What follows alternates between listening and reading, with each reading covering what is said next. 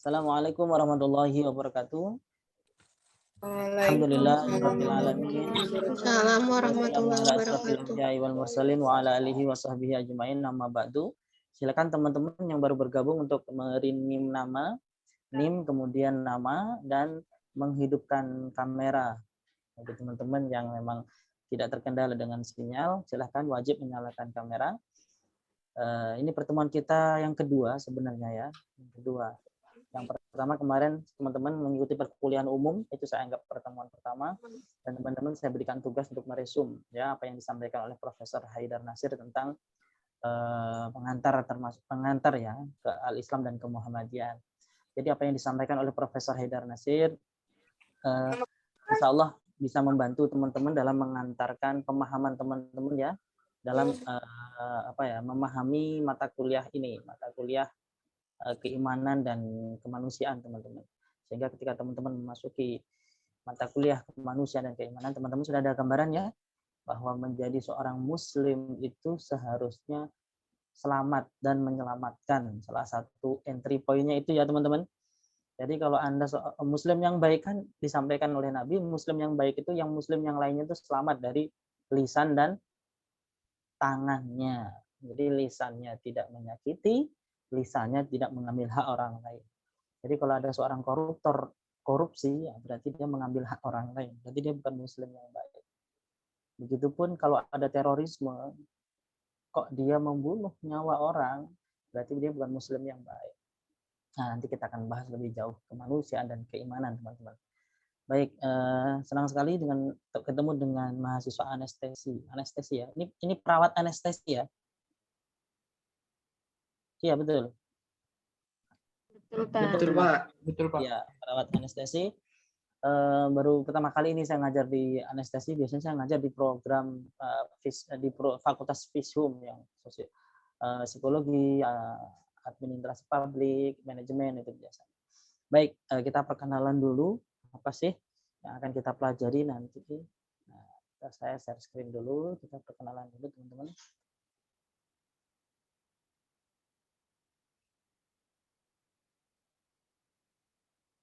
Ayo kita awali dulu perkuliahan kita teman-teman dengan membaca doa. Kita awali dengan membaca bismillah. Bismillahirrahmanirrahim.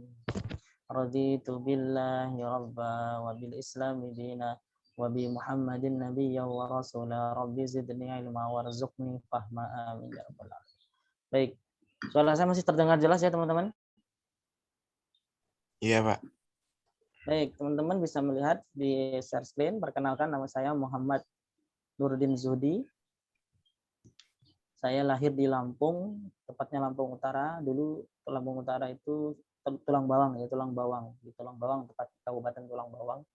Dulu masuknya Lampung Utara, sekarang sudah memisah sendiri. Nah, saya SD di sana, MTS di sana, madrasah aliyah saya di sana di Tulang Bawang. Ada yang dari Lampung, dari teman-teman? Ada Pak. Ada Pak. Banyak. Coba saya pengen tahu sih yang dari Lampung siapa aja. Siapa aja yang dari Lampung? Saya Pak. Saya Pak. Coba satu-satu. Siapa? Mbak Andini. Mbak Andini, oke. Iya Pak. Silakan raise hand yang dari Lampung raise hand. Coba saya pengen tahu. Mbak Andini dari Lampungnya mana? Dari Lampung Utara juga Pak, tapi di Kota Buminya. Oh, Kota Bumi itu banyak begal ya di sana ya. Iya Pak. Oke, nggak apa-apa. Kemudian siapa lagi selain Andini yang dari Lampung? Ini ada Safa. Safa, Lampungnya mana? Metro Kota Pak. Oh, Metro Kota. Metro Kotanya mana? Itu Metro Utara sebelum jembatan SMP 6. Metro Utara. Apa? 28 atau 29 dari lapangan 29 itu maju 5 rumah kiri jalan. Wah, jelas banget itu. Iya, saya sekolahnya emang di Lampung Utara, tapi saya tinggal di Metro saya. Saya tinggal di Metro karena ibu saya dimakamkan di Metro. Jadi saya hafal daerah Metro. Kemarin saya lama waktu pandemi masih ganas-ganasnya saya sembunyi di Metro. Tapi di Metro sekarang juga ganas, jadi kembali lagi ke Jawa. Jadi semua sekarang di mana-mana sama ya, kecuali di Mesuji ya, Lampung Utara masuk ke pedalaman di sawit-sawit, nah itu insya Allah di sana lebih aman.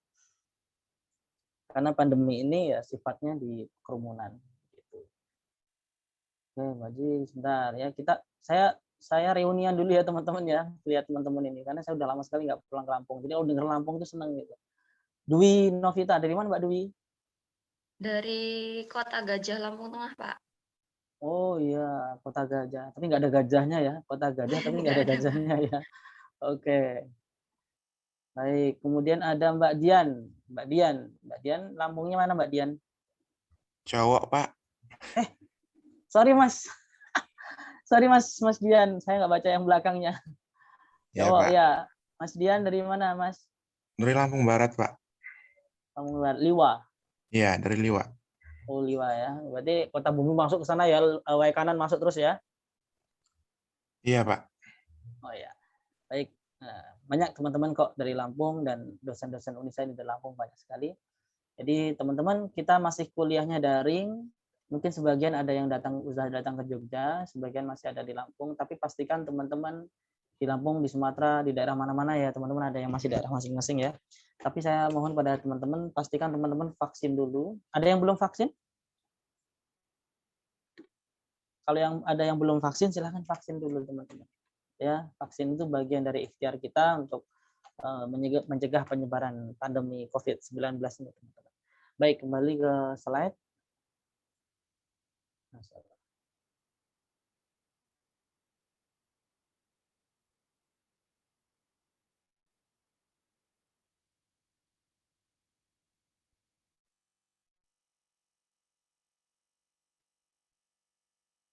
Baik, saya bisa dipanggil Pak Nurdin atau bisa dipanggil Pak Zuhdi. Saya S1 saya mengambil prodi Tafsir Al-Quran dan Hadis di UIN Sunan Kalijogo Yogyakarta. Tahun 2005 saya masuk dan selesai tahun 2009. Kemudian saya melanjutkan S2 saya 2009 itu juga. Setelah wisuda itu saya langsung daftar S2 di jurusan Studi Al-Quran dan Hadis, masih di kampus yang sama teman-teman. Selesai tahun 2011. S3 saya pun sama, masih di kampus yang sama. S3 saya tahun 2012 saya masuk, mengambil jurusan yang cakupannya lebih luas, konsentrasinya masih sama ya, Doktor Studi Islam atau S3 Studi Islam. Di kampus yang sama, selesai tahun 2019. Jadi S3 saya itu 7 tahun. Ini S3 yang lama, jangan ditiru teman-teman. Sebenarnya 3,5 tahun sampai 4 tahun bisa selesai. Kenapa? Karena di S3 ini banyak sekali ujian cobaan waktu S3 ini. Saya menikah, harus mengawali nikah dari nol, kemudian ibu saya sakit sampai ibu saya meninggal, kemudian saya harus menguliahkan istri saya, waktu itu istri saya masih lulusan SMA, kemudian saya tawarin pengen kuliah apa enggak, harus pengen kuliah, ayo saya kuliahkan, kemudian istri saya mau kuliah. Jadi untuk yang putri, nikah sambil kuliah nggak masalah. Tapi yang putra sebaiknya selesai kuliah dulu, karena yang putri itu kan dinafkahi, sedangkan yang putra itu menafkahi. Jadi kalau yang putri sudah ada calon ya sebaiknya menikah, jangan pacaran, la taqrabuz zina ya, jangan mendekati zina. Bahaya, dampaknya bukan hanya di dunia tapi juga di akhirat. Jadi ada beberapa dosa yang yang balasannya itu langsung diganjar oleh Allah 50% di dunia, 50% di akhirat. Salah satunya adalah berdurhaka kepada orang tua. Durhaka kepada orang tua itu nanti dibalas oleh Allah, sebagian dibalas langsung di dunia, sisanya nanti di akhirat. Kemudian riba pun sama ya. Kemudian zina. Zina itu balasannya langsung di dunia dan nanti dimaksimalkan di akhirat. Nah, bahasanya gitu ya, di dunia dikasih, di akhirat dimaksimalkan. Jadi bagi teman-teman sangat hati-hati terhadap zina. Zina itu haram, mendekatinya saja haram. Contoh ada kecelakaan ya teman-teman, ada kecelakaan di suatu tempat, kemudian tempat kecelakaan itu digaris polisi. Nah, boleh nggak kita mendekati garis kuning itu? Garis polisi itu kan nggak boleh ya. Padahal yang dilarang itu yang di dalam. Tapi mendekati garisnya saja kita tidak boleh. Sama dengan peraturan dalam Islam. Jadi zina itu haram. Nah, segala sesuatu yang mendekati zina itu juga haram. Karena itu bisa menjerumuskan gitu teman-teman. Jadi sebaiknya ta'aruf.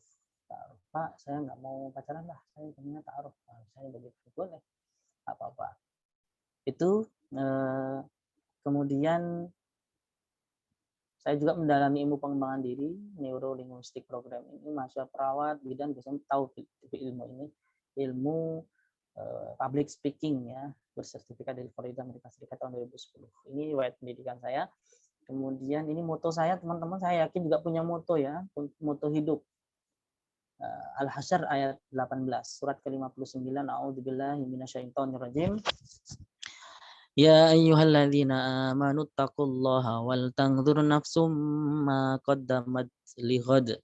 Wattaqullaha innallaha khabirum bima ta'malun. Hai orang-orang yang beriman, bertakwalah kepada Allah dan hendaklah setiap diri memperhatikan apa yang telah diperbuatnya untuk hari esok. Hari esok ini menurut para mufassir adalah akhirat. Ini namun hari esok ini bisa kita bagi menjadi 3 bagian, teman-teman. Hari esok itu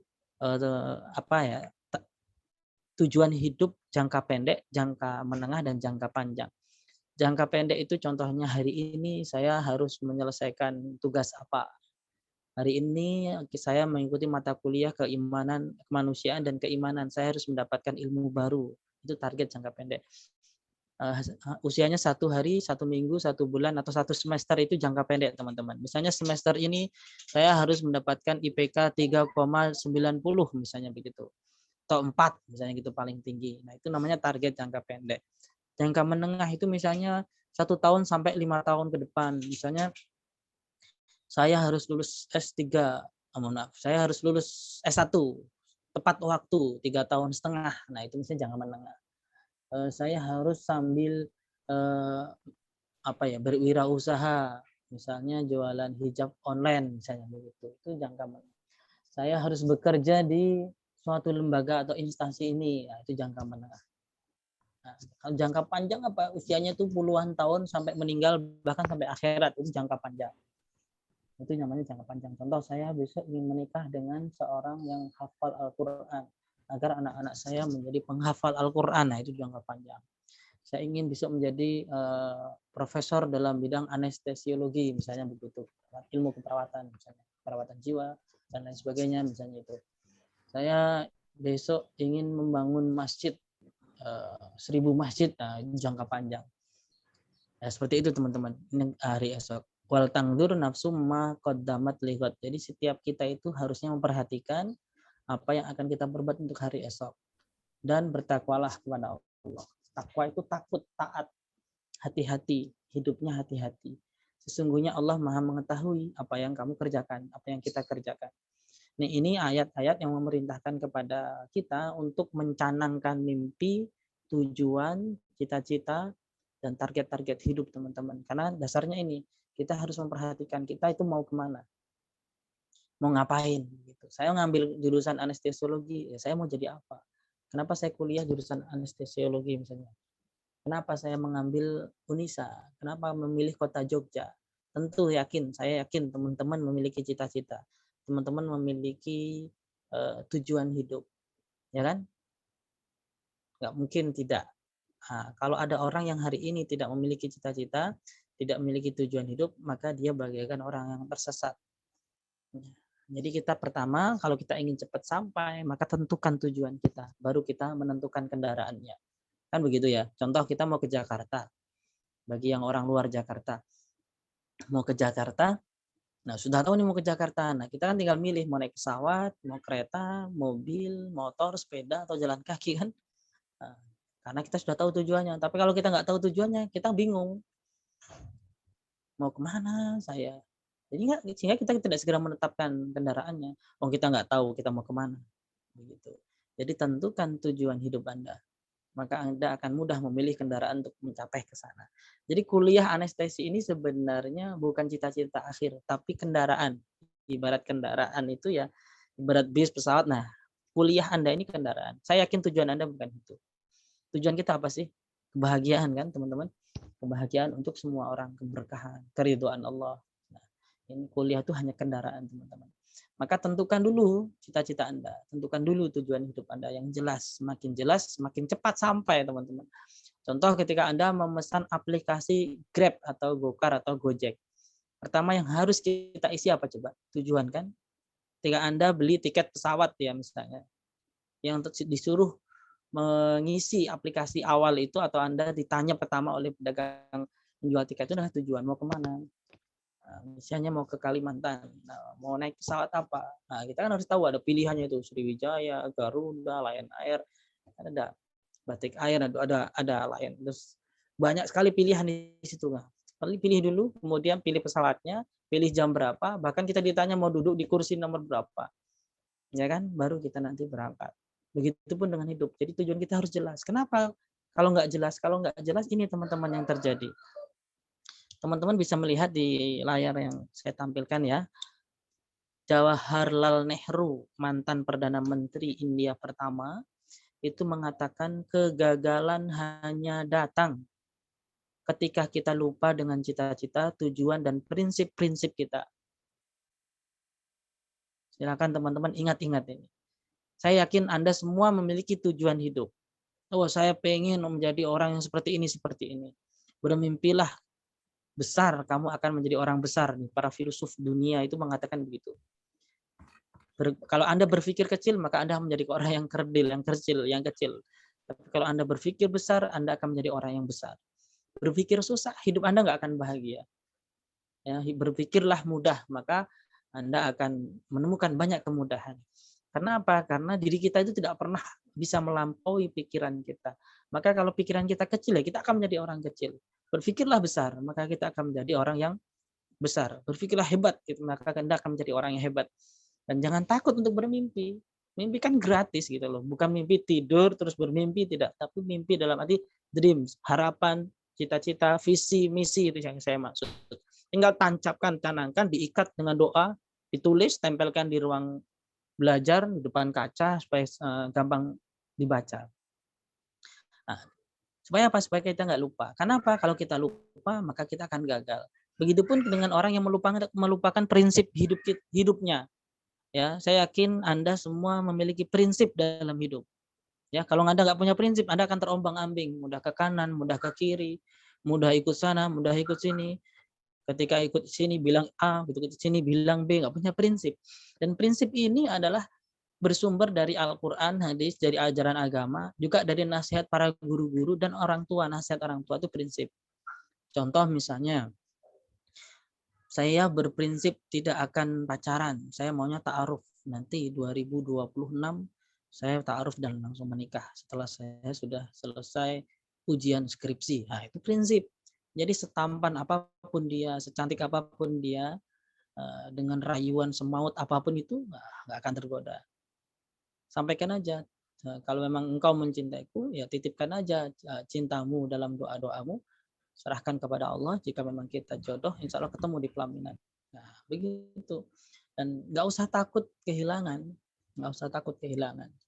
Karena cinta sejati itu nggak ada rasa takut kehilangan. Cinta sejati itu sederhana. Cinta sejati itu mendekatkan kita kepada Allah, bukan menjauhkan kita dari Allah. Apalagi sampai melanggar syariat-syariat Allah, teman-teman. Jadi itu.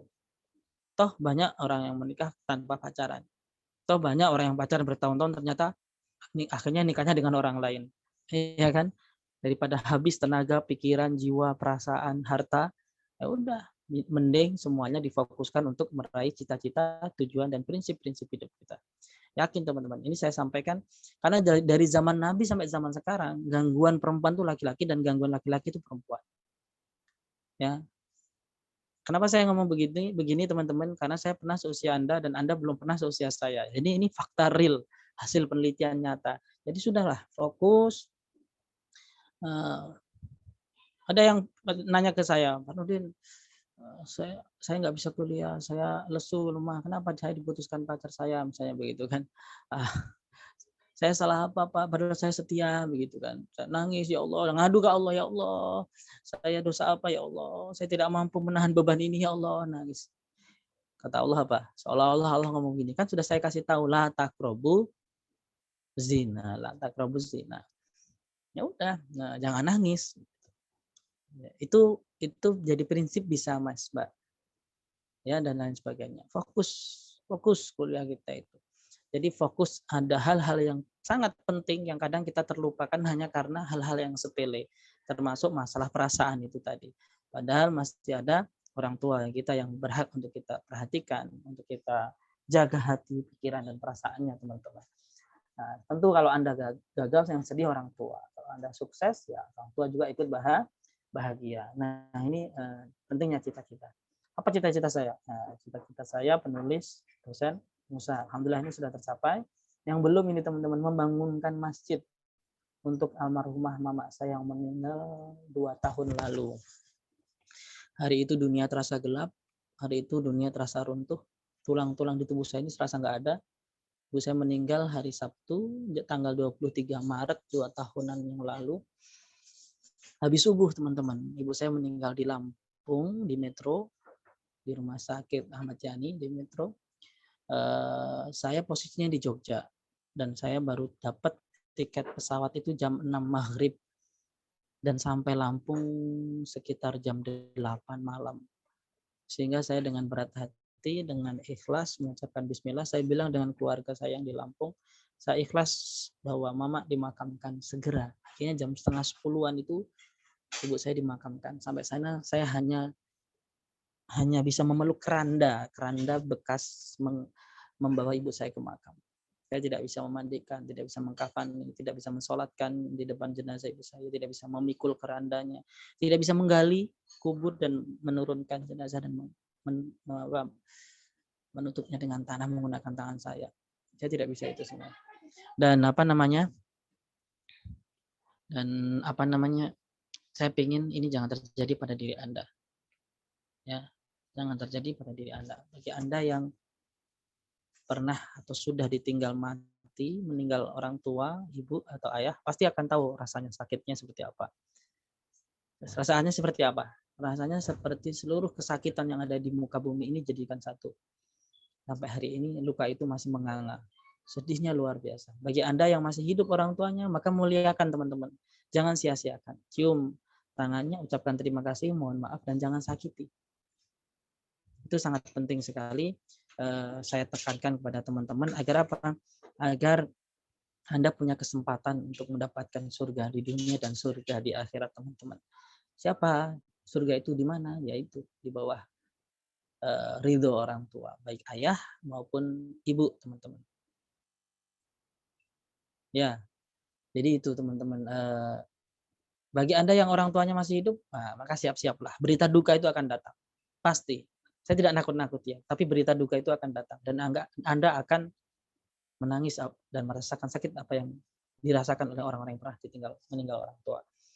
Kenapa saya tekankan ini? Karena kullun nafsin dha'iqatul mautnya. Kita berdoa mudah-mudahan semua orang yang telah mendahulukan kita diampuni dosa-dosanya. Termasuk untuk mama saya, tolong bantu doanya teman-teman. Dan mudah-mudahan nazar saya ini bisa terwujud suatu hari nanti. Saya ingin membangunkan Taj Mahal ibaratnya untuk mama saya. Ini cita-cita saya dan saya yakin teman-teman punya cita-cita juga. Ini buku terbaru saya. Mungkin Anda ada yang pernah kena COVID, mungkin keluarga Anda, kerabat Anda. Saya juga sama. Kemarin keluarga besar saya sekitar 20 sampai 30 orang kena COVID. Kemudian saya menulis buku ini ditempa oleh COVID-19. Quranic Immunity di masa pandemi. Jadi jangan mengeluh teman-teman karena pandemi. Ada mengatakan COVID-19 ini azab.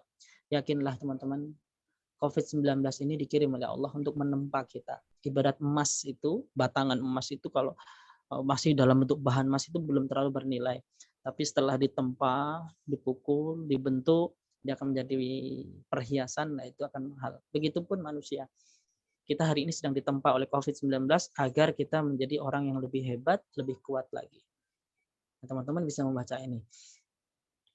Kemudian, nah itu perkenalan singkat saya. Saya tinggal dibantu ya teman-teman. Istri saya 1, anak saya 1. Silakan kalau terkait dengan perkenalan ada yang bertanya.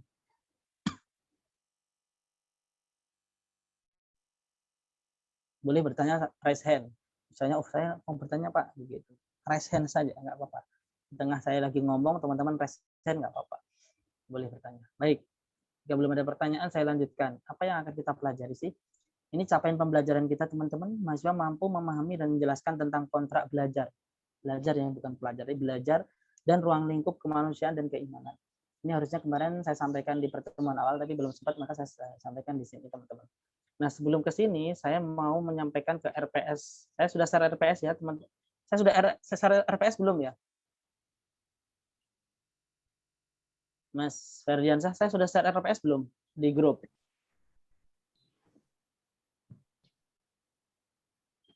Ini RPS-nya seperti ini. Sudah, Pak. Sudah ya. Baik, teman-teman pasti sudah membaca. Untuk deskripsi mata kuliah kita itu apa sih? Nah, silakan dibaca di RPS. Tolong dibaca ya teman-teman, agar teman-teman tahu. Dalam 1 semester ke depan tuh kita mau ngapain, itu teman-teman harus tahu. Ya, ini RPS kita. Ini capaian pembelajaran kita. Setelah mengikuti perkuliahan ini, teman-teman tuh mau ngapain, mau jadi apa, bisanya apa, ini sini semuanya ada, teman-teman ya. Contoh nih, CPL, capaian pembelajaran nih.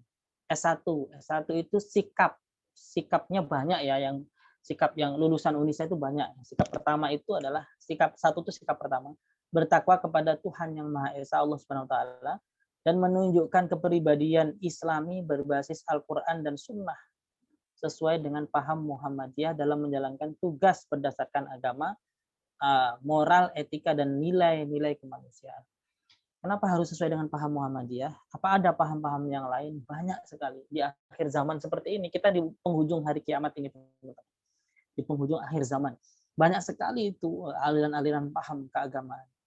Nah, di Indonesia yang paling aman adalah hanya 2 itu. Muhammadiyah dan saudara mudanya. Dan ini penting sekali saya sampaikan, teman-teman. Kenapa?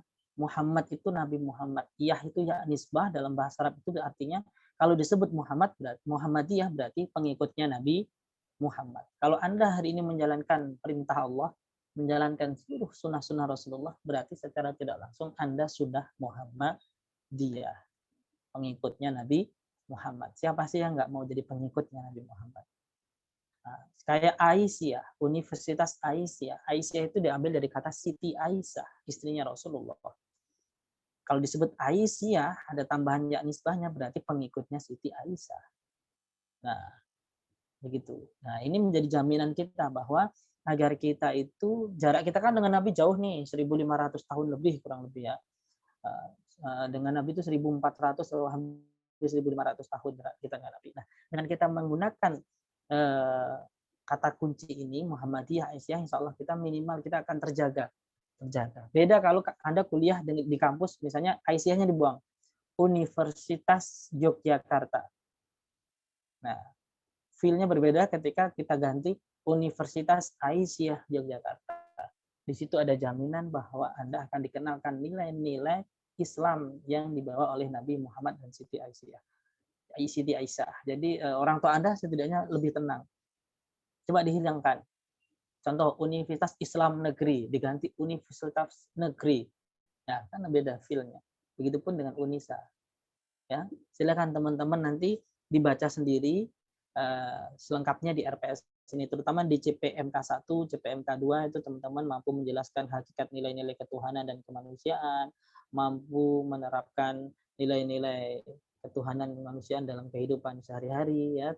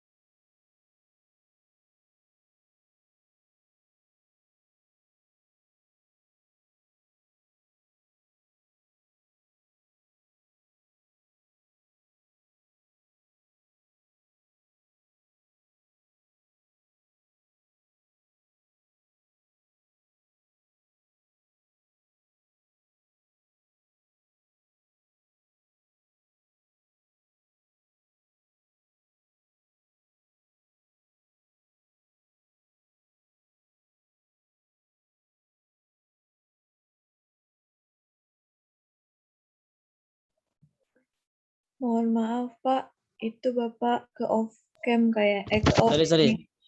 Baik, Mas Ulul, coba apa Mas? Mahasiswa yang bermanusia, mahasiswa yang memiliki sifat kemanusiaan itu seperti apa, Mas? Yang bermanusiaan seperti punya adab. Oke, memiliki adab. Baik. Mbak Diana Puspitasari ya, yang kelihatan di layar saya.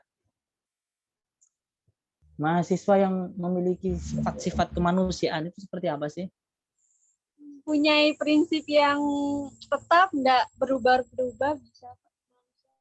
Oke, bagus. Terima kasih, Pak. Coba, sama-sama. Coba Mas Lutfi. Ya, sebutkan contoh mahasiswa yang memiliki nilai-nilai kemanusiaan dalam bersosial. Apa, Mas? baik Pak. Baik. Baik, habis itu dapat mendoakan orang lain, Mm-mm.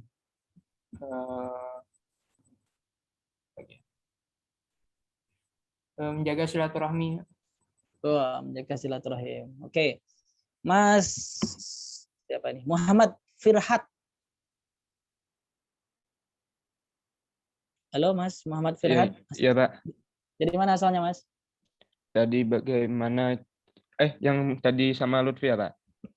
Asalnya dari mana? Saya Oh, nanya asalnya. dulu. Saya dari Kalimantan Selatan, Pak. Oh, ini di Kalimantan ini. Iya, Pak. Lagi di Oh Kalimantan. iya. Mas, di musim pandemi ini, Mas, sifat-sifat kemanusiaan yang harusnya tampil itu apa, Mas? Yang harusnya ditampakkan dan diwujudkan. Sifat kemanusiaan ya, Pak. Itu saling membantu, Pak, saling berbagi. Apalagi di masa pandemi ini kan banyak orang-orang yang kecil, yang miskin semakin miskin gitu, Pak. Karena Oh, gitu. Ya. itu, Pak. Ada yang Ya. bilang pandemi ini yang kaya semakin kaya, yang miskin semakin miskin, Pak. Oh, ya. Jelas itu ya. Jelas, Kemarin Pak. yang korupsi banyak banget, Mas ya, yang korupsi luar biasa, yang kehilangan pekerjaan juga banyak begitu. Ya, bagus. Mbak Mukhliza Bintang. Apa, Mbak, sifat kemanusiaan yang harus kita miliki?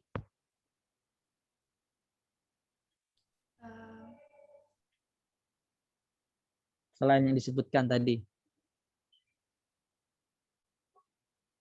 Masih mood.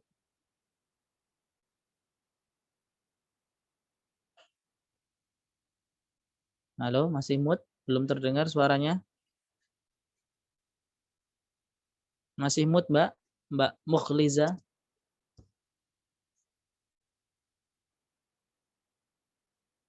Baik. Enggak terdengar suaranya. Coba saya mau ngacak nih. Yang enggak kelihatan saya panggil nih. Maghfira Ferli Nurmalia. Nah, mana orangnya? Mbak Maghfira. Halo? Coba dinyalakan, Mbak. Halo, Masih Pak. ya, Mbak Maghfira. Keimanan itu apa, Mbak?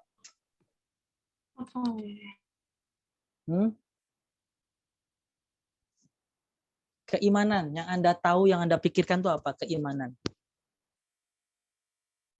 Ini kemanusiaan dan keimanan. Tadi kemanusiaan sudah. Keimanan. Yang terfikirkan aja. Mana nggak kelihatan nih, cuma kelihatan jilbabnya aja nih. Halo, Mbak Maghfira? Jadi lebih manusia dan berbudaya. Oke, berarti nggak bisa. Siapa lagi nih? Mas Zapri Alfarizi. Ini serius nih kayaknya. Duduknya kursinya mantap banget itu. Halo, Mas. Ya, Pak. Apa, Mas, keimanan yang Anda ketahui, Mas? Yakin, Pak. Yakin. Yakin terhadap apa? Ya. Allah, Pak. Oke. Ya, masuk. Bagus, yakin kepada Allah. Nah, ini ada yang teman saudara kita nih, beda agama ini. Elwinda Christian Tulis ya. Betul ya saya bacanya ya? Halo, Mbak Elwinda. Iya, Pak. Ya. Aslinya mana, Mbak? Palu, Sulawesi Tengah, Pak. Oke, saya mau tanya ya, tolong dijawab. Apa yang Anda ketahui tentang Islam?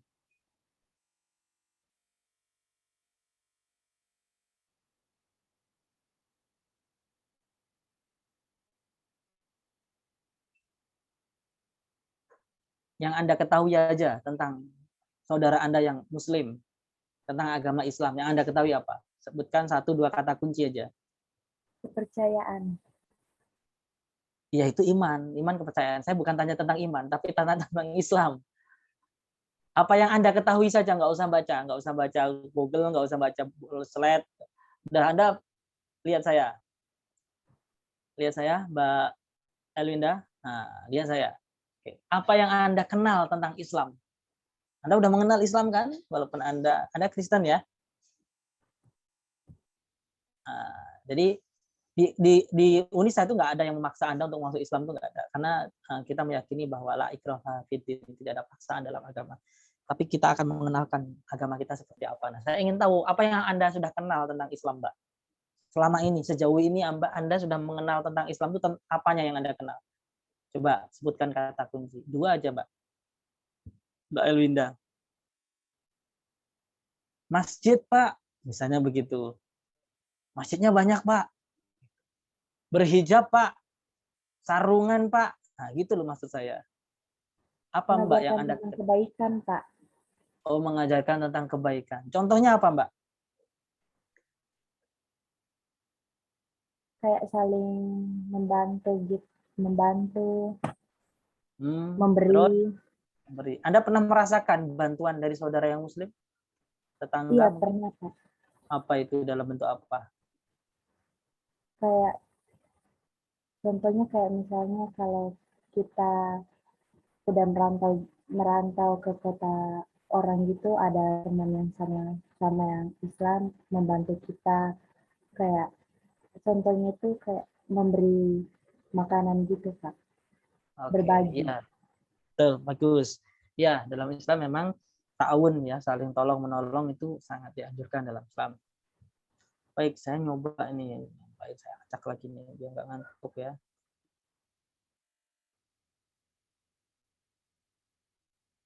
Ini nggak kelihatan. Sakira Matul Hafifah. Ini gimana sih letak kameranya? Oh. Ya, Apa, Pak. Mbak? Ada yang Anda ketahui tentang keimanan? Keimanan.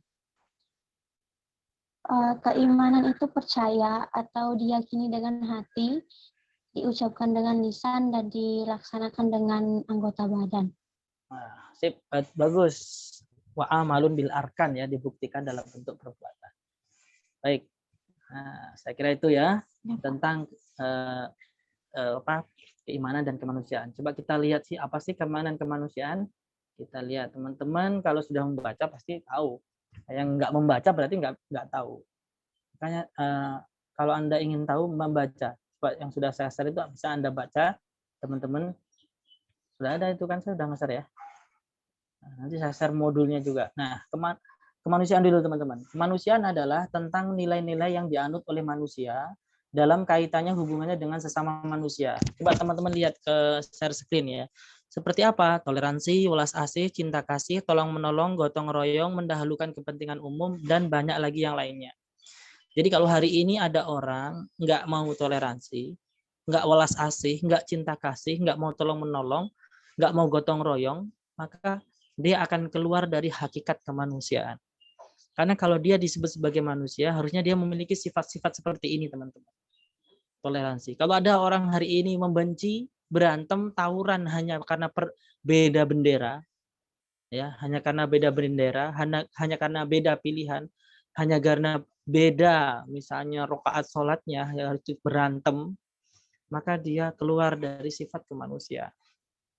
Kalau ada orang hari ini ada orang yang membenci bahkan sampai menimbulkan kekerasan, sampai menghilangkan nyawa, maka dia bukan manusia dalam arti sifat kemanusiaannya nggak dia miliki. Maka saya katakan dengan tegas, terorisme itu jangan-jangan dia tidak memahami sifat-sifat kemanusiaan. Teroris itu bukan kemanusiaan menurut saya, bukan sifat manusia. Karena manusia itu harus welas asih, harus cinta kasih. Nggak dari latar belakang agama apa. Berbuat baik itu tidak mensyaratkan harus berlatar belakang apa. Berbuat baik. Manusia harusnya demikian. Bahkan jangankan kepada sesama manusia, dengan makhluk hidup yang lainnya, dengan semut, dengan binatang yang lainnya, dengan tumbuh-tumbuhan, itu juga kita nggak boleh semena-mena, teman-teman. Ya, kalau ada hari ini ada orang yang sampai berani ya sampai melakukan korupsi, membunuh, bahkan ya banyak sekali kasus-kasus pembunuhan yang terjadi, berarti jangan-jangan dia bukan manusia. Dia keluar dari sifat-sifat kemanusiaan. Coba kita lihat lebih jauh. Ini Allah berfirman bahwa Allah itu menciptakan manusia dalam bentuk yang sempurna, yang paling baik. Ya. Ahsani taqwim. Makhluk yang diciptakan Allah dalam bentuk yang sebaik-baiknya. Jadi itu manusia. Coba teman-teman sebelum ke sini ya. Kalau punggung Anda gatel, itu kan gampang yang garuknya ya. Kalau telinga Anda gatel, kamu gampang tuh menggaruknya. Bayangkan kalau sapi atau kambing gatel telinganya, punggungnya. Susah kan? Ya, dengan demikian kita harusnya la in sakartum la azidanakum. Kita harus bersyukur. Dengan bersyukur Allah akan menambah nikmat kita, teman-teman. Nah, itulah bentuk bahwa kita itu memang diciptakan Allah dalam wujud yang paling baik di antara makhluk-makhluk yang lainnya, teman-teman. Nah, kita lihat penyebutan manusia di dalam Al-Qur'an. Ya, Al-Qur'an itu menyebut manusia, Al-Qur'an kitabnya umat Islam, teman-teman, menyebut manusia itu dengan menggunakan 3 kata. Maknanya sama, tapi konteksnya berbeda. Artinya sama, ya, artinya sama, namun konteksnya berbeda, teman-teman. Yang pertama, Allah dalam Al-Qur'an menyebut manusia dengan al-bashar. Al-bashar itu manusia, namun konteksnya ketika dibandingkan dalam arti fisik, menyebut dalam bentuk fisik dan bentuk. Misalnya kita punya mata, kambing punya mata, kita punya kaki, sapi punya kaki, ya sapi. Kemudian kita bisa bicara, mengeluarkan suara, burung bisa mengeluarkan suara. Itu bentuk fisik, bentuk badan ya, bentuk wujudnya ini disebut al-bashar. Jadi kalau Anda berteman kepada seseorang, mencintai atau membenci seseorang hanya karena fisik, hanya karena bentuknya, maka kita tingkatannya al-bashar. Nggak ada bedanya dengan makhluk-makhluk yang lain, teman-teman.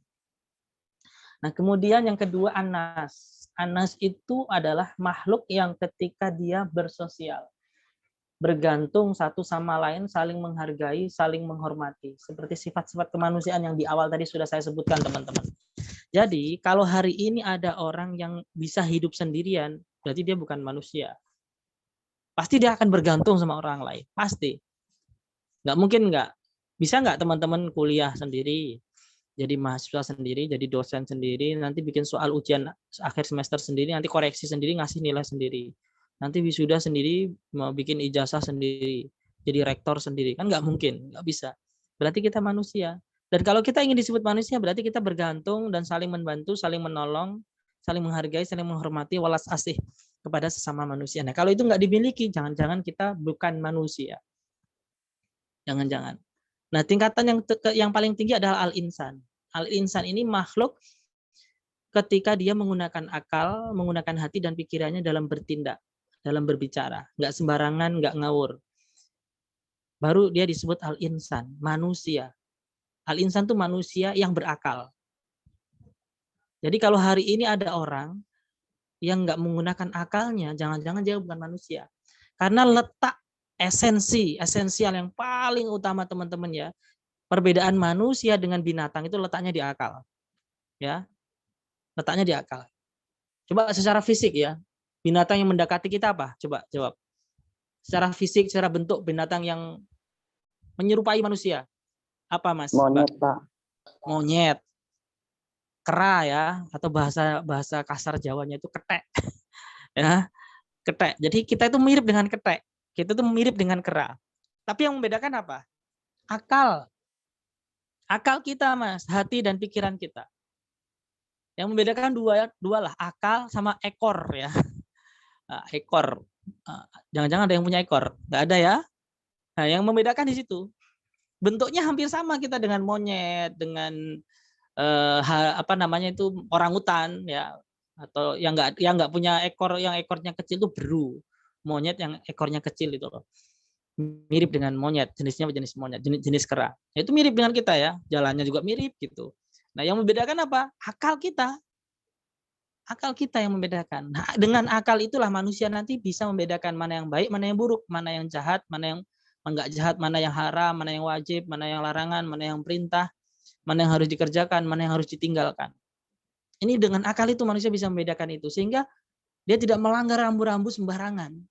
Nah, kalau ada hari ini orang yang tidak bisa menggunakan akalnya, apa bedanya dia dengan monyet tadi? Apa bedanya dia dengan binatang-binatang yang lain, teman-teman? Ya, karena kalau ingin disebut al-insan, manusia yang berakal, ya harusnya dia menggunakan akalnya dalam hidup, dalam bertindak, dalam berucap, dalam melakukan segala sesuatu itu harus menggunakan akal dan pikirannya. Saya ngomong begini, kira-kira ada yang disakiti nggak ya? Saya bertindak begini, merugikan orang lain nggak ya? Saya meninggalkan ini dosa nggak ya? Saya melakukan ini dosa nggak ya? Nah, itu kan akal.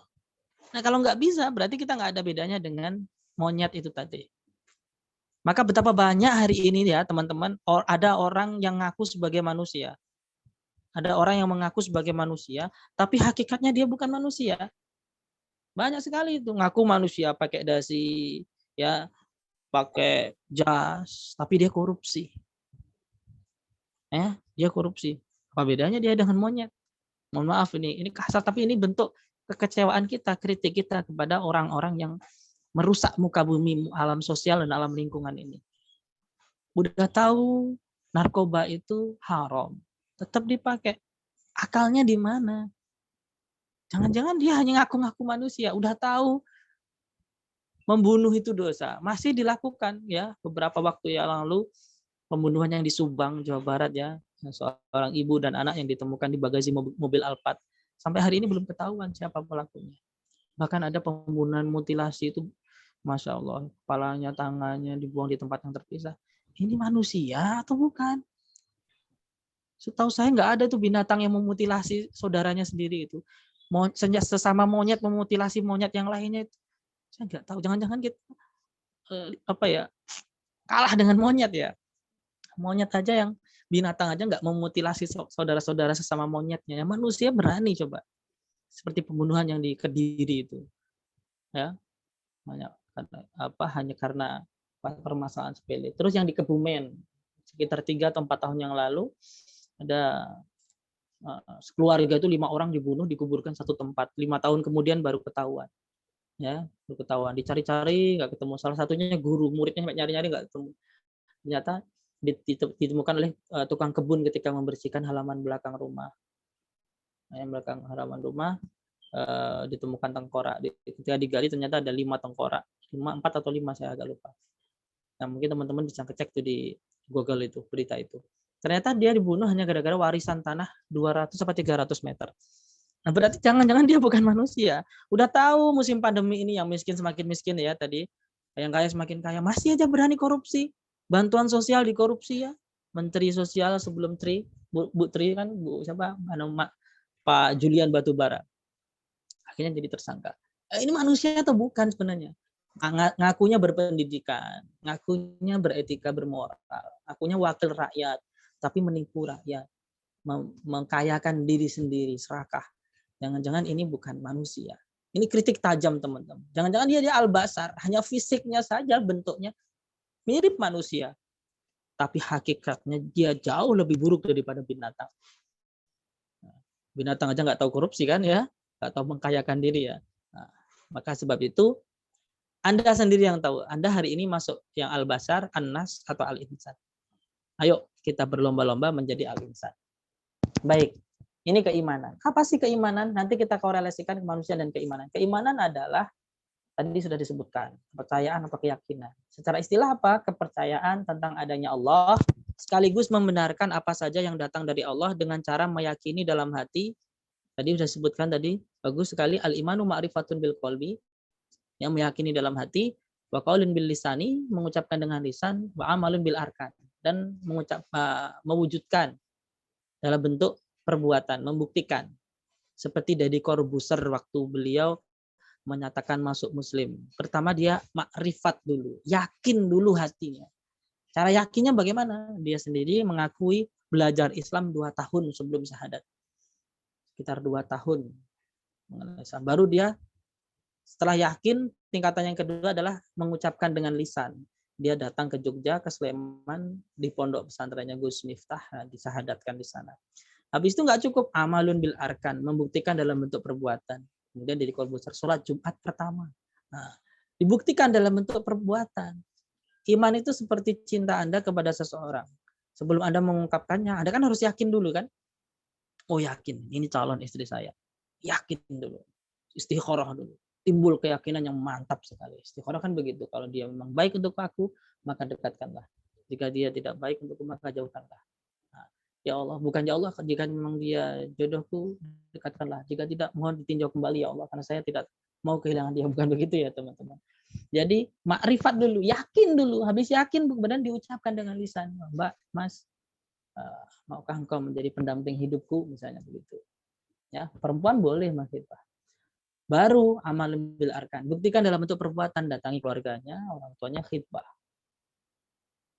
Nah, iman pun sama, butuh bukti. Jadi kalau Anda ngaku Islam, enggak menjalankan apa yang diperintahkan Allah, berarti enggak ada pembuktian. Islam itu, iman itu butuh pembuktian. Seperti cinta tadi. Enggak omdo doang, enggak hanya omong doang. Tapi butuh amal. Amalun bil arkan. Pembuktian, fakta nyata dalam bentuk amalan sehari-hari yang mewujudkan keimanan dalam hati seseorang itu. Itu iman, teman-teman. Nah, keimanan seseorang yang kuat dalam hatinya ini akan mengantarkan manusia yang berakal itu untuk berbuat baik. Dengan iman yang kuat di dalam hatinya, yakin banget dalam hatinya, ini akan menjadikan manusia ini senantiasa terjaga akalnya. Akhirnya apa? Dengan terjaga akalnya nggak rusak. Ya, akalnya nggak rusak. Narkoba itu merusak akal. Homer itu merusak akal. Ya, karena apa? Nah, karena dia melanggar syariat Allah. Nah, dengan iman yakin dia taat kepada Allah. Dengan taat akalnya terjaga, dengan terjaga akalnya maka dia akan berbuat baik. Nah, ketika dia berbuat baik, ketika manusia berbuat baik, maka alam ini terjaga dan damai. Kenapa? Ya karena kalau dia soleh, soleha, baik, ajaran-ajaran Islam, ajaran agama apapun, kalau itu dijalankan dengan baik, maka orang lain itu aman, lingkungan aman. Seperti tadi, Muslim yang baik itu orang lain itu nggak tersakiti oleh lisan dan tangannya. Contoh nih, nilai-nilai sholat. Di sholat itu ada assalamualaikum, assalamualaikum. Ya, assalam, keselamatan untuk kamu, untuk kalian, untuk kamu siapa, untuk kalian siapa, untuk teman, untuk saudara, untuk orang tua, untuk tetangga. Keselamatan untuk lingkungan. Sehingga kalau makna keselamatan itu dibawa di luar sholat, maka lisan Anda menyelamatkan orang lain enggak? Kalau saya ngomong begini menyakiti enggak ya? Kalau saya bertindak begini merugikan orang lain enggak ya? Nah, itu makna keselamatan dalam sholat yang dibawa dalam kehidupan sehari-hari. Jadi harusnya sholat itu berdampak dalam kehidupan sosial. Jadi banyak orang sholat tapi maksiat juga jalan. Dia sholat Pak, tapi dia korupsi. Berarti dia fawailul lil musallin, celaka orang-orang yang sholat. Menurut mufasir yang disebut celaka dalam sholatnya itu adalah orang-orang yang lalai. Dalam sholatnya lalai itu apa? Yang sholatnya tidak berdampak. Kenapa? Tidak dibawa makna sholatnya. Dia hanya sekedar menggugurkan kewajibannya. Maka dalam hal ini mudah-mudahan teman-teman bisa memahami bahwa iman dan kemanusiaan ini harus dapat melahirkan akhlak. Ya teman-teman, harus melahirkan akhlak. Barang siapa yang berakhlak kepada Allah aja berakhlak, apalagi ke manusia. Kepada Allah aja nggak berani ingkar, apalagi ke manusia. Allah itu maha melihat, maha mendengar, maha mengetahui. Yang maha mendengar, maha melihat, maha mengetahui saja dikhianati. Apalagi Anda yang tidak maha mengetahui. Apalagi manusia yang tidak maha melihat. Nah, pasti dikhianati. Kalau dia menjadi anggota dewan, dia korupsi. Kenapa? Allah saja berani tertentang, apalagi manusia. Apalagi Anda, kita. Nah, ya kan? Sama Allah aja berani ingkar, apalagi sama manusia. Kalau Anda jadi istrinya atau di suaminya, Anda akan dikhianati. Kenapa? Karena iman itu harusnya melahirkan akhlak. Akhlak iman yang sejati akan melahirkan akhlak yang mulia. Itu teman-teman. Apa yang akan kita pelajari dalam selama 1 semester ke depan? Silakan teman-teman kalau ada mau bertanya. Ini mata pelajaran, mata kuliah kita untuk selama 14 kali pertemuan ke depan. Mungkin ada sedikit perbedaan di sini tidak sesuai dengan timeline, tapi kurang lebihnya sama teman-teman. Kita mengacunya di timeline. Tapi di sini yang ingin saya tekankan di sini teman-teman.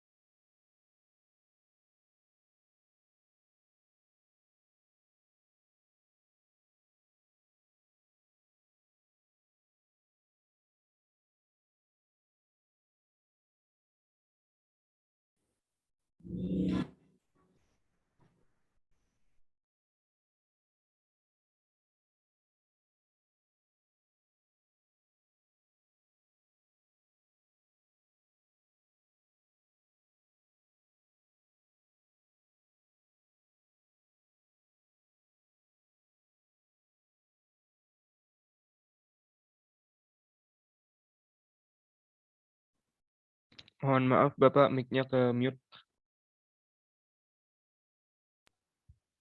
Oh ya, kesenggol ini tadi saya. Baik. Baik, pertemuan yang ke-11. Pertemuan ke-11 kita akan membahas tentang Al-Ma'un.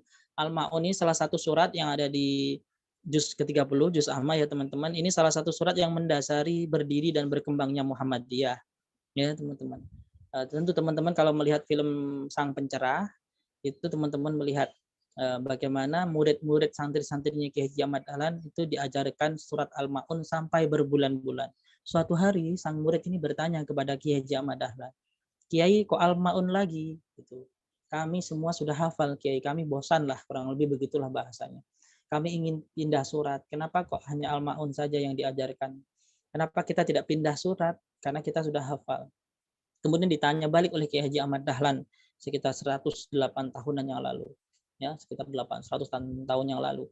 Ditanya, apakah kamu sudah mengamalkan isi Al-Ma'un? Belum Kiai. Kalau begitu cari orang-orang miskin, anak-anak yatim, gelandangan, pengemis, kamu santuni. Kalau dia belum mandi, kamu mandikan, kamu kasih baju, kamu kasih uang, kamu kasih makan. Baru kita pindah surat. Nah, itulah yang kemudian mendasari berdiri dan berkembangnya Muhammadiyah. Salah satunya membela kaum mustad'afin, orang-orang yang lemah. Al-Ma'un ini kemudian dipahami dengan trilogi Al-Ma'un. Teologi Al-Ma'un 3. Teologi Al-Ma'un itu pendidikan, kesehatan, dan pelayanan sosial. Pendidikan, karena untuk mengentaskan kemiskinan, salah satu caranya adalah lewat pendidikan. Maka Muhammadiyah banyak punya amal usaha yang banyak teman-teman. Kita lihat amal usahanya Muhammadiyah, silakan teman-teman lihat di share screen yang saya tampilkan. Suara saya masih jelas ya Mas ya? Masih Baik, Bapak. ya Ya, saya agak Pak. cepat. Masih. Agak cepat. Ini amal usahanya Muhammadiyah teman-teman. Ini data tahun 2020. Ya, jumlah perguruan tinggi Muhammadiyah Aisyah itu ada 164, melebihi jumlah perguruan tinggi yang dimiliki oleh pemerintah. Pemerintah itu cuma 120-an. Nah, ini punya Muhammadiyah itu 164. Jumlah mahasiswanya, jurusan kuliahnya, lihat, S1 sampai S3. TK-nya ada 22.000 TK-nya. SMP-nya ada 1.800, rumah sakitnya 364, masjidnya ada 20.000, kemudian SDMI-nya 2.700 lebih, SMA-nya ada 1.400 lebih, panti asuhannya ada 384, pondok pesantrennya ada 356. Nah, ini dari apa? Dari tafsir pemahaman dari surat Al-Ma'un. Lahirlah ini teman-teman. Nah, coba yang terbaru nih teman-teman lihat di share screen yang saya tampilkan. Belum lama ini Muhammadiyah baru meresmikan kampus di negeri tetangga sebelah, negeri jiran Malaysia. Ya, udah disambut sama Upin Ipin tuh. Selamat atas berdirinya Universitas Muhammadiyah Malaysia. Malaysia punya kampus Indonesia, Muhammadiyah punya kampus besar di Malaysia. Besar sekali di sana, udah universitas. Bahkan kemarin Muhammadiyah sudah beli tanah di Australia. Beli tanah di Australia untuk bikin kampus. Nah, itu membuktikan bahwa Al-Ma'un itu luar biasa. Teman-teman juga lihat nih. UMM kampus Muhammadiyah di Malang itu jadi kampus Islam nomor 1 di dunia. Mengalahkan Ummul Qura yang ada di Mekah. Bahkan mengalahkan Kairo University, kampus Islam terbaik dan tertua. Nah, Muhammadiyah di Malang, kampus Muhammadiyah yang di Malang itu bertengger di urutan pertama. Kemudian di nomor 4 itu ada UMY, Universitas Muhammadiyah Yogyakarta. Kemudian di urutan nomor 8 ada Muhammadiyah Surakarta. Nah, ini karena apa? Karena pemahaman dari teologi Al-Ma'un tadi, teman-teman. Jadi di pertemuan berapa tadi, ke-11, teman-teman nanti akan mempelajari teologi Al-Ma'un sekaligus teman-teman nanti menerapkan teologi Al-Ma'un dalam bentuk proyek, ya, dalam bentuk proyek kemanusiaan. Nanti diimplementasikan di pertemuan ke-12, 13, 14. Contohnya misalnya kita nggak kuliah teori saja, tapi praktek lapangan. Menyantuni fakir miskin di komunitas-komunitas tertentu. Nanti divideokan, ada laporannya, ada tulisannya dalam bentuk narasi, artikel sederhana, dan foto-fotonya seperti itu. Dan itu bobot nilainya 50%, teman-teman. Misalnya teman-teman mengadakan pelatihan, penyuluhan bagi komunitas-komunitas tertinggal, terpinggirkan, termarginalkan. Bisa pelatihan menjadi YouTuber untuk para pengemis. Nah, bisa pelatihan menjadi YouTuber untuk para gelandangan, pelatihan berwirausaha untuk ibu-ibu di perkampungan tertentu, mengajar misalnya ngaji, menghitung bahasa Inggris atau bahasa Indonesia di suku pedalaman, di Jambi, di mana terserah. Yang daerahnya sesuai dengan daerahnya tinggalnya masing-masing. Itu namanya proyek Al-Ma'un, proyek kemanusiaan. Nah, itu nanti teman-teman didesain apa yang akan saya lakukan nanti ya. Ini bisa kelompok dan bisa mandiri. Ya, kalau satu daerah bisa janjian, bisa ketemu, bisa kelompok. Nah, kita bikin apa ya? Yang proyeknya bisa dirasakan oleh orang awam, kemanusiaan. Penyuluhan misalnya, penyuluhan tentang kesehatan, karena Anda bidangnya anestesi misalnya apa? Bisa melakukan tes misalnya vaksin, menjadi relawan vaksinasi, menjadi vaksinator. Nah, itu termasuk proyek kemanusiaan. Atau Anda ngecek tensi darah, gula darah, segala macam, asam urat di daerah-daerah tertentu. Nah, itu juga termasuk program kemanusiaan. Terserah Anda mau bikin konsep apa, yang jelas itu sifatnya kemanusiaan dan itu bentuk pengamalan di Al-Ma'un. Dan itu bobotnya 50%. Baik, saya agak cepat. Ini peraturan kita. Silakan dicermati. Saya 7:30. Teman-teman jam 8 ada kuliah ya. Saya 7:30 ada rapat ini. Jadi saya agak cepat. Ini peraturannya, teman-teman. Silakan dibaca.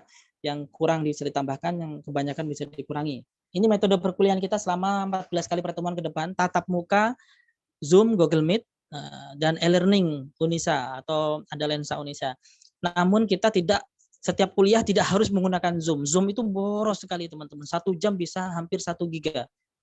Jadi kalau 1 hari Anda kuliah 3 mata kuliah, kalikan 1 minggu, kalikan 1 bulan, berapa giga-giga itu. Dan saya nggak mau juga karena boros. Nah, makanya Zoom itu hanya ketika kita sepakat dan kita perlukan. Lalu bagaimana? Yang ceramah juga nanti bukan hanya saya. Nanti akan saya bagi kelompok, teman-teman presentasi sesuai dengan kelompok yang saya bagi. Presentasinya pun nggak harus lewat Zoom, tapi lewat Anda membuat PowerPoint. PowerPoint-nya Anda presentasikan dalam bentuk video, dan video itu Anda upload di channel YouTube. Linknya Anda share di grup. Misalnya hari ini yang presentasi kelompok pertama, silakan di-share linknya, ya. Kemudian yang lain menyimak dulu sekitar waktunya 30 menit disimak. Dan kemudian mengajukan pertanyaan bisa disampaikan di grup. Kemudian kelompoknya yang satu itu menjawab dalam bentuk video lagi yang diupload di channel YouTube itu lagi. Jadi kita menggunakan channel YouTube, Instagram, jadi kita memanfaatkan media-media itu teman-teman. Jadi tidak selalu menggunakan Zoom. Nanti kita juga akan menggunakan e-learning Unisa. Begitu selama metode perkuliahan kita selama 14 kali pertemuan. Sampai di sini ada pertanyaan? Oke, silakan kamu bertanya, raise hand. Ini sistematika penilaian saya yang akan saya lakukan untuk teman-teman, sehingga teman-teman nanti kalau ada yang merasa dirugikan tahu, kenapa nilai saya jelek. Nah, jeleknya di mana? Nah, lihat teman-teman, UTS bobotnya 15%, UAS 20%, tugas 15%, dan project 50%. Project tadi sudah saya singgung ya, contohnya seperti apa. Tugas itu apa? Tugas bisa jadi saya nanti memerintahkan teman-teman untuk membuat makalah. Makalah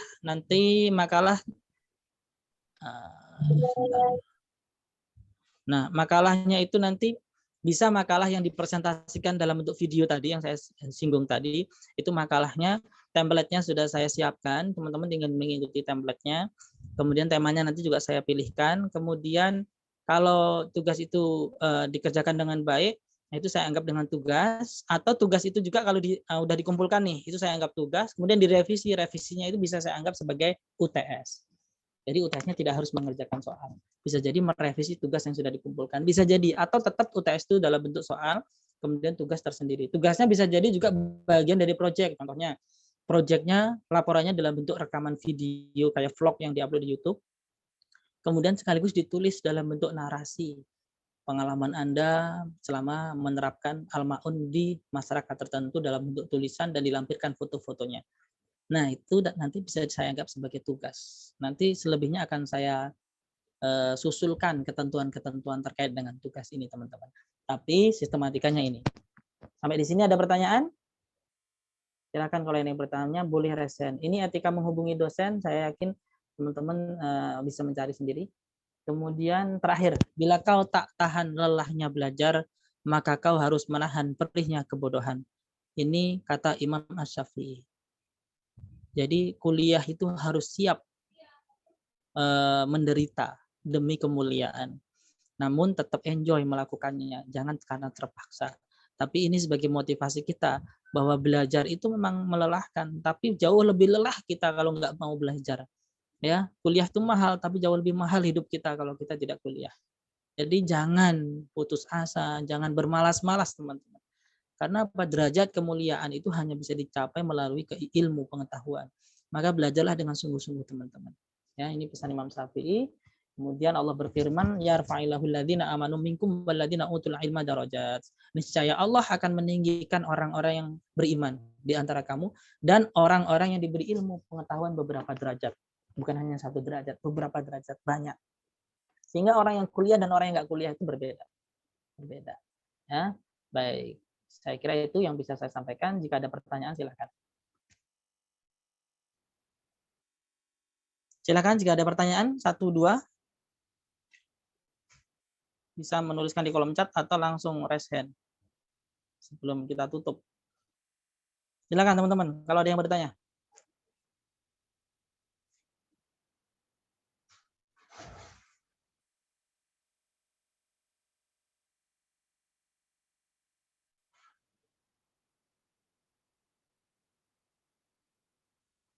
Diam-diaman aja nih, ada orangnya nggak sih?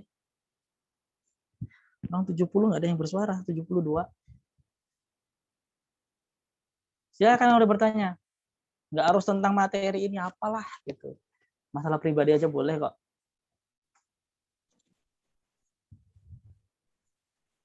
Saya Pak izin bertanya. Nah, alhamdulillah ada yang bertanya. Tapi Oke. nggak nyangkut materi. Nggak apa-apa, Mbak Ina. Mbak Ina dari Ya. mana asalnya, Mbak? Dari Purwakarta, Pak. Ya, silakan, Mbak. Tadi sempat agak tertarik, enggak sih, bukan agak ya, tertarik sama biodata yang disampaikan sama Bapak Nurdin. Kira-kira role model Pak Nurdin tuh siapa ya, Pak ya? Ya, kita semuanya punya role model ya. Iya. Kita semua punya role model, contoh. Tapi orang yang paling berpengaruh itu biasanya buku-buku yang kita baca. Saya senang sekali role model saya itu yang paling menentukan adalah tentu ya Nabi Muhammad itu role model yang paling sempurna untuk kita ya. Nabi Muhammad. Nah, kita berbicara di luar Nabi Muhammad itu ada Adam Ho. Adam K-H-O-O. Ketik di Google. Nah, itu orang paling bodoh se-Singapura dulu. Saking bodohnya itu dia sampai dikeluarkan berpuluh-puluh kali sekolah itu dikeluarkan dari sekian 10 kali sekolah. Sampai akhirnya dia disekolahkan di suatu sekolahan yang nggak ada di peta. Sekolahan itu lebih konyol lagi adalah sekolahnya orang-orang paling bodoh di Singapura. Lebih konyolnya lagi, Adamku masuk 10 besar orang paling bodoh. Tapi dia bisa mengubah hidupnya menjadi orang yang lebih hebat. Bahkan dia mendirikan sekolahan. Sekolahannya ada di Indonesia. Bukunya banyak sekali. Dan hampir semua bukunya saya beli. Hampir semua bukunya saya beli. Dan I'm gifted, so are you. So are you, salah bukunya. Kamu berbakat. Kalau kamu berbakat, maka saya juga berbakat. Kalau kamu bisa, berarti saya bisa. Itu salah satu bukunya. Anda bisa cari. Saya punya itu bukunya. Nggak tahu masih terbit atau enggak. Di Gramedia coba dicari. Atau online lah. Itu yang pertama. Yang kedua ada Ibrahim El-Fiqi. Ibrahim El-Fiqi, motivator muslim nomor 1 dunia. Tinggal di Mesir, memiliki gelar diploma 23 gelar. Dia dulu pencuci piring di restoran, Mas, Mbak. Dia dulu kerjanya nyuci piring. Tapi akhirnya dia menjadi penulis paling produktif dan bestseller internasional. Salah satu bukunya adalah Terapi Berpikir Positif. Nah, itu dua orang itu cukup mempengaruhi saya, role model saya. Sehingga saya punya cita-cita dulu, umur 27 tahun sudah selesai S3. Umur 38 menjadi profesor. Nah, itu cita-cita saya. Walaupun akhirnya saya S3 saya selesai tahun umur 32 kalau nggak salah. 32 saya baru selesai S3 karena beberapa hal. Tapi setidaknya saya masih punya waktu umur 38 bisa menjadi profesor. Itu target saya, mimpi saya menjadi role model. Karena di dalam bukunya Adam Ho dan Ibrahim El-Fiqi itu penting sekali menetapkan tujuan. Dan saya yakin, tadi udah saya singgung ya pentingnya tujuan. Itu Mbak, role model saya dalam sejauh ini. Bahkan teorinya Adam Ho itu ini luar biasa dahsyat teman-teman.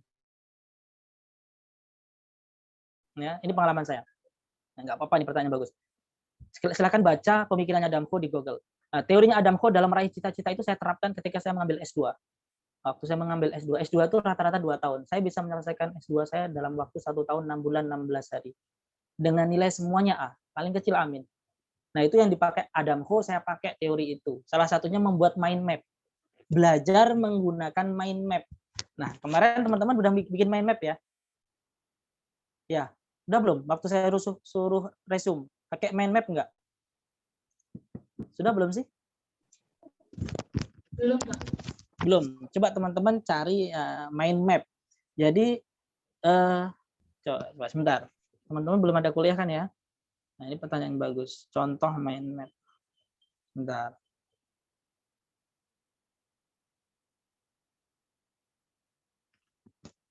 Agar teman-teman tahu, belajar yang efektif itu menggunakan metode mind mapping, mind map. Ini yang digunakan Adam Ho, ini juga yang saya pakai teman-teman. Yang saya pakai waktu saya kuliah S1 ya. Nah, waktu saya kuliah waktu saya kuliah S2, ini dahsyat sekali dampaknya mind map ini, teman-teman. Nih, saya tampilkan ya di layar Anda sebentar. Oke, sudah tampil belum?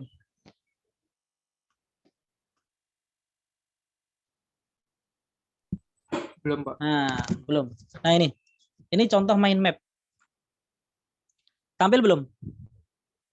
Sudah, Enggak, Pak. Nah, ini contoh mind map. Nah, Anda kalau ingin sukses pakai mind map. Mind map ini dibikin, ditempel di dinding kamar Anda. Seperti ini mind map. Saya juga punya mind map di kamar saya. Sejak saya kuliah dulu, saya senang bikin mind map. Mind map inilah yang dipakai oleh orang-orang sukses di dunia. Dipakai oleh orang-orang sukses di dunia. Anda mau jadi apa, targetnya apa aja dalam bidang pribadi, dalam bidang agama, dalam bidang pendidikan, dalam bidang ekonomi, dalam bidang kesehatan, dalam bidang cinta, perjodohan, rumah tangga. Nah, tulis saja di situ mind map. Sampai misalnya calon suami ditulis di situ, calon suami tingginya sekian, warna kulitnya, rambutnya, sukunya, menghafal Al-Quran, misalnya begitu, lulusan S2 mana, S3 dari mana, misalnya begitu. Tulis saja di situ. Mimpi kan gratis. Nanti biarkan waktu yang nanti yang akan memberikan keajaiban. Tulis saja, lulus S1 anestesi misalnya Unisa, nanti S2-nya UGM atau di luar negeri S3 jadi mana. Tulis mind map-nya. Dalam bidang bisnis saya ingin punya perusahaan ini, punya karyawan 500 karyawan, omsetnya sekian miliar gitu misalnya. Tulis saja mind map-nya, bikin mind map. Semester ini IPK saya ini sekian, semester 2 IPK-nya sekian. Tulis saja mind map-nya sampai tahun-tahunnya jelas di sini. Ini contoh mind map yang dipakai oleh Adam Ho. Nah, sehingga kemudian saya pakai juga. Nah, ketika saya S2 itu saya lulus, saking cepatnya itu orang-orang sampai heran saya bisa cepat, padahal saya nggak pintar gitu loh. Jadi untuk menjadi orang sukses itu nggak butuh pintar, tapi butuh cerdas. Ya. Pintar, teknisnya tahu, langkah-langkahnya tahu. Insya Allah kita bisa cepat kuliah. Saya yakin teman-teman pengen kan kuliah 3,5 tahun selesai gitu ya, S1 ya. Nah, pakai mind map. Hari ini kalau Anda nggak punya mind map, nah repot. Karena orang yang sukses itu jumlahnya di seluruh dunia hanya 3%. Dan orang yang 3% itu kebanyakan dia punya mind map. Dan orang yang biasa saja itu jumlahnya 60%. Orang yang biasa saja itu nggak pernah punya mind map. Begitu ya. Mudah-mudahan menjawab. Baik, ada lagi pertanyaan? Pak, mau nanya. Ya, silakan sebutkan nama. Nama saya Mas Lutfi, ya, yang bantu rekam Saya tadi. Ya. Lutfi Rahman dengan NIM 2111604037. Ya, NIM-nya nggak usah, Mas. Ini kalau misalnya S1 itu kan bisa ya diselesaikan dalam waktu 3,5 tahun lah ya. Kalau Iya. misalnya D4 itu bisa nggak, Pak? D4 itu kan sama-sama 4 tahun. 4 tahun, sama-sama 4 tahun. Kemudian SKS-nya insya Allah sama juga, Mas. Apakah bisa diselesaikan kayak S1 gitu, cepat gitu, 3,5 tahun? Bisa. Jadi kalau Anda ingin cepat itu, kalau Anda ingin cepat di semester 5 itu Anda sudah tahu. Pastikan jangan ada mata kuliah yang ngulang. Setiap mata kuliah, setiap semester. Kemudian syukur kalau Anda punya jatah SKS lebih, Anda bisa mengambil semester atasnya. Sehingga cepat yang diambil, cepat selesai. Kemudian yang penting jangan ada mata kuliah yang nggak lulus. Kalau nggak lulus di semester ini, Anda akan ngulang di semester gasal. Bukan di semester genap, semester gasal. Artinya apa? Kalau di semester 1 ini ada mata kuliah Anda yang nggak lulus, Anda butuh waktu 1,5 tahun untuk mengulangnya. 6 bulan ini, 6 bulan semester genap, 6 bulan di semester gasal akan datang. Karena bisa jadi mata kuliah yang ada di semester gasal hanya ada di semester gasal. Dan itu adalah 1,5 tahun yang akan datang. Bayangkan kalau setiap mata kuliah ada yang nggak lulus, Anda nggak akan selesai kuliah. Itu satu. Yang kedua, penelitian, skripsi, tugas akhir itu harus sudah mulai dicanangkan sejak semester 4 atau semester 5. Anda sering-sering membaca skripsi tentang anestesi misalnya. Kira-kira ke depan saya mau nulis apa? Nah, itu sudah mulai dibaca-baca. Dan insya Allah bisa cepat, Mas. Caranya gimana? Bikin mind map. Target, mimpi itu tadi. Itu ya, mudah-mudahan menjawab. Silakan ada yang lain? Saya kasih waktu lah 5 menit lagi kalau ada pertanyaan. Silakan kalau ada pertanyaan lagi.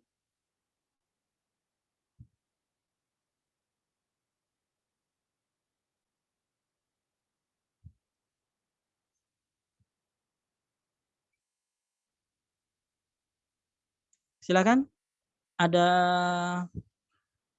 pertanyaan lagi? Teman-teman? Dari yang Putri. Mungkin dari yang Putri. Pak, nanya lagi, Pak. Ya, boleh. Kalau misalnya ini, Pak, kan ini ada yang ngulang itu ya, Pak. Nggak lulus di semester 1-nya.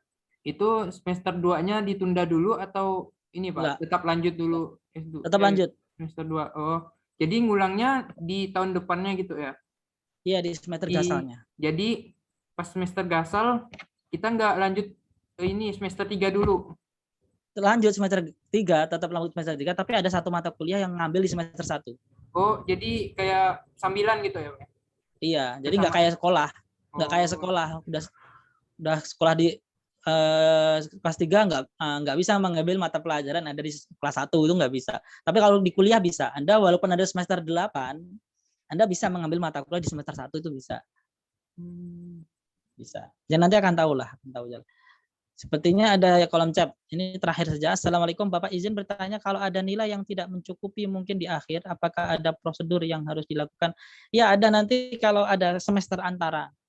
Jadi nanti ada semester antara itu antara semester genap dan semester ganjil. Jadi semester gasal ada yang nggak lulus, nilainya keluar, Anda mengambil semester antara. Semester antara itu sebelum memasuki semester yang akan datang. Itu ada kesempatan. Ya, agar tidak menunggu terlalu lama di semester 3 misalnya, yaitu ada semester antara. Nah, agar misalnya ada mata kuliah yang tidak lulus di semester 1 ini, maka Anda bisa mengulang di semester antara sebelum menginjak semester genap. Kalau nggak di semester antara, Anda akan mengulangnya di semester 3 yang akan datang kejauhan. Jadi di Unisa disediakan semester antara, gitu. Mudah-mudahan menjawab. Cukup saya kira? Cukup ya, karena saya mau ada rapat. Terima kasih kepada teman-teman atas partisipasinya. Kita tutup kuliah kita dengan baca hamdalah. Alhamdulillahirabbil alamin. Assalamualaikum warahmatullahi wabarakatuh. Waalaikumsalam warahmatullahi wabarakatuh. Warahmatullahi wabarakatuh. Wabarakatuh. Sama-sama.